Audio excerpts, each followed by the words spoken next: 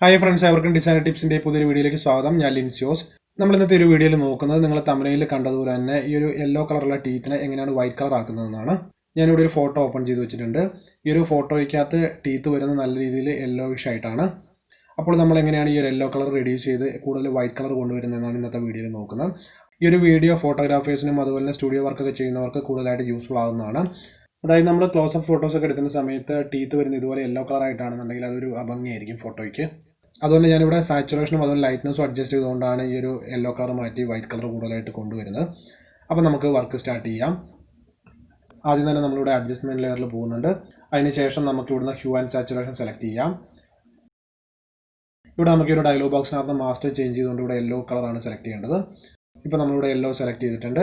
ഇനി നമ്മൾ ചെയ്യാൻ പോകുന്നത് ഇവിടെ സാച്ചുറേഷൻ പൂർണ്ണമായിട്ടും റെഡ്യൂസ് ചെയ്യുക എന്നുള്ളതാണ്.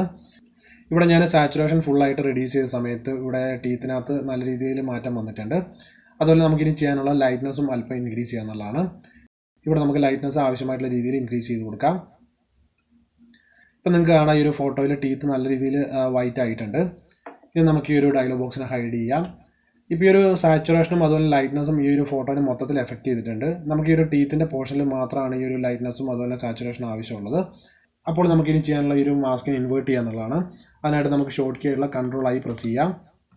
ഇപ്പോൾ മാസ്ക് ഇവിടെ ഇൻവേർട്ട് ആയിട്ടുണ്ട്. ഇനി നമുക്ക് ഈ ഒരു ടീത്തിൻ്റെ പോർഷനിൽ ബ്രഷ് ചെയ്ത് കൊടുക്കണം. അപ്പോൾ അതിനായിട്ട് ഞാനിവിടെ ബ്രഷ് സെലക്ട് ചെയ്യുന്നുണ്ട്.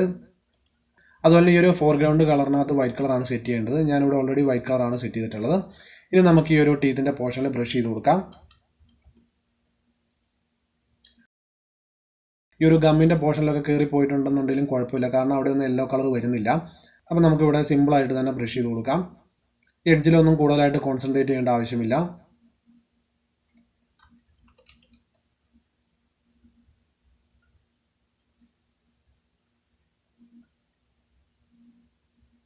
ഓക്കെ, ഇപ്പോൾ നമ്മൾ ടീത്തിൻ്റെ പോർഷനിൽ ബ്രഷ് ചെയ്ത് കൊടുത്തിട്ടുണ്ട്. ഇനി നമുക്കിവിടെ ലെയറിൽ പോയിട്ട് ഈ ലെയറിനൊന്ന് ഹൈഡ് ചെയ്ത് നോക്കാം. ഇപ്പം നിങ്ങൾക്ക് ഇവിടെ കാണാം നമ്മുടെ ആ ഒരു ഒറിജിനൽ ഫോട്ടോയിൽ നിന്ന് ഈ ഒരു ഫോട്ടോയിലേക്ക് വന്നിട്ടുള്ള മാറ്റങ്ങൾ. അപ്പോൾ നിങ്ങൾ ക്ലോസപ്പ് ഫോട്ടോസൊക്കെ എടുക്കുന്ന സമയത്ത് ടീത്തിൻ്റെ ആ ഒരു പോർഷൻ ഇതുപോലെ നിങ്ങൾക്ക് വൈറ്റ് ആക്കാവുന്നതാണ്. അപ്പോൾ ഈ ഒരു വീഡിയോ എൻ്റെ എല്ലാ ഡിസൈനർ സുഹൃത്തുക്കൾക്കും യൂസ്ഫുൾ ആകുമെന്ന് ഞാൻ വിചാരിക്കുന്നു. ഈ വീഡിയോ നിങ്ങൾക്ക് ഇഷ്ടമായിട്ട് ലൈക്ക് ചെയ്യുക, അതുപോലെ നിങ്ങളുടെ കമൻസുകളും രേഖപ്പെടുത്തുക. ഒപ്പം ഈ ചാനൽ സബ്സ്ക്രൈബ് ചെയ്തിട്ടില്ല എന്നുണ്ടെങ്കിൽ സബ്സ്ക്രൈബ് ചെയ്ത് ബെല്ലൈക്കൺ കൂടി പ്രസ് ചെയ്ത് നോട്ടിഫിക്കേഷൻ എനേബിൾ ചെയ്ത് വയ്ക്കുക.